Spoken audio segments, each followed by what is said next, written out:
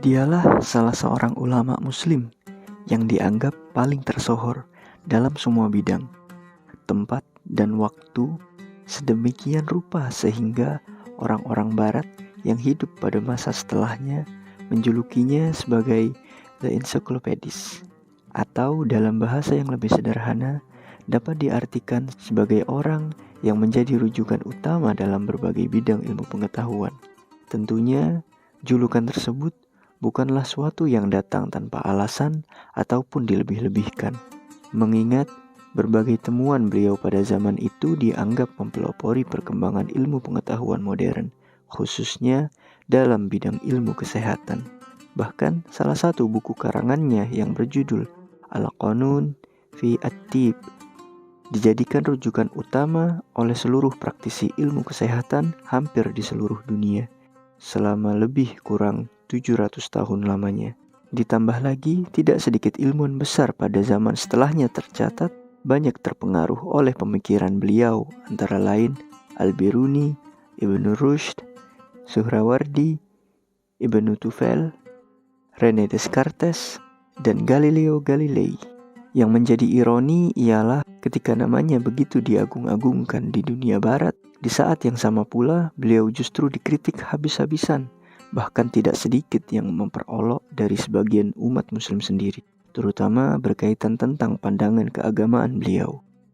Ya benar, sama seperti judul video di atas, ulama yang dimaksud tidak lain dan tidak bukan adalah Ibnu Sina sendiri.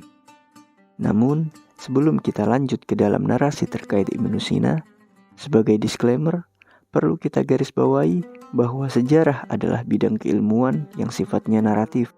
Artinya, informasi dan keterangan yang diperoleh bisa jadi berbeda tergantung dari mana sumber informasi tersebut diperoleh. Selain itu, kita tidak hanya fokus pada kebenaran informasi yang tersaji, namun juga nilai yang bisa diambil dari informasi yang disajikan. Dan sebagai tambahan, kami juga tidak bermaksud menggurui kawan-kawan ataupun mengklaim kebenaran. Baiklah, kita mulai narasinya.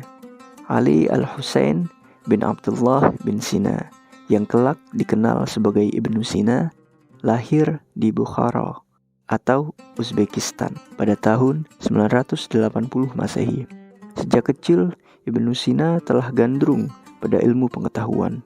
Pada usia 10 tahun, Ibnu Sina kecil telah hafal Al-Quran. Sumber lain mengatakan saat beliau masih berumur 7 tahun. Dan setelah itu, Ibnu Sina mulai membaca dan menamatkan buku karangan Aristoteles. Proses inilah yang kelak dijadikan salah satu bahan olokan bagi sebagian muslim di masa setelah beliau wafat.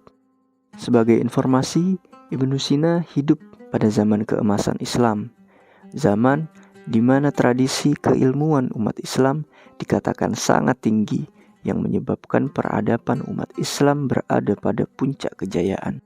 Di masa itu, tidak sedikit kalangan intelektual Islam yang menerjemahkan teks ilmu pengetahuan dari Yunani, Persia, dan India.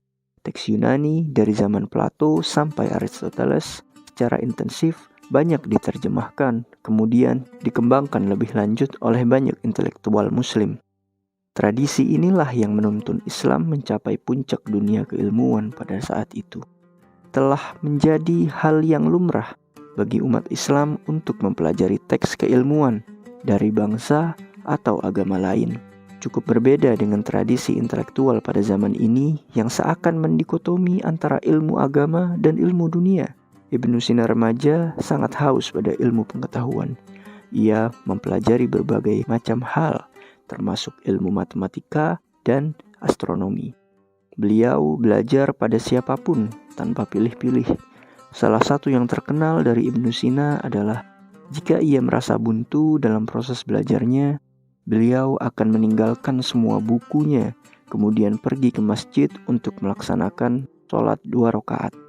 Dan seringkali beliau akan mendapat semacam pencerahan dari permasalahan studi yang dihadapinya. Ibnu Sina juga terbiasa bangun di malam hari untuk melanjutkan proses belajarnya.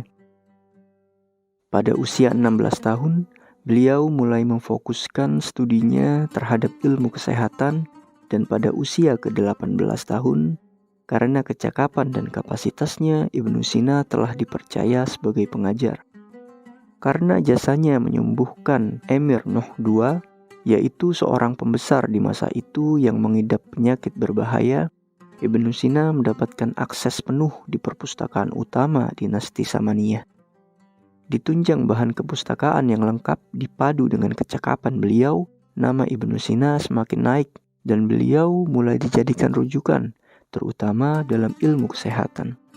Pada usia 22 tahun, ayahnya meninggal. Dan dikarenakan kondisi perpolitikan yang kurang stabil, Ibnu Sina beberapa kali berpindah tempat tinggal untuk mencari suaka. Dalam proses inilah justru karya terbesar Ibnu Sina dilahirkan, yaitu Al-Qanun fi At-Tib dan Asy-Syifa, yang kelak akan dijadikan rujukan utama oleh hampir seluruh pembelajar ilmu kesehatan sampai masa ratusan tahun setelah beliau wafat. Dalam kitabnya tersebut, Ibnu Sina mampu mengidentifikasi berbagai macam penyakit lengkap dengan obatnya. Walaupun banyak ditolak oleh ilmuwan barat pada zaman itu dan menganggap Ibnu Sina hanya mengarang bebas. Kelak, ratusan tahun setelah Ibnu Sina wafat, saat alat kedokteran sudah lebih mapan, salah satunya dengan ditemukannya mikroskop, berbagai gagasan yang diajukan Ibnu Sina baru terverifikasi secara ilmiah.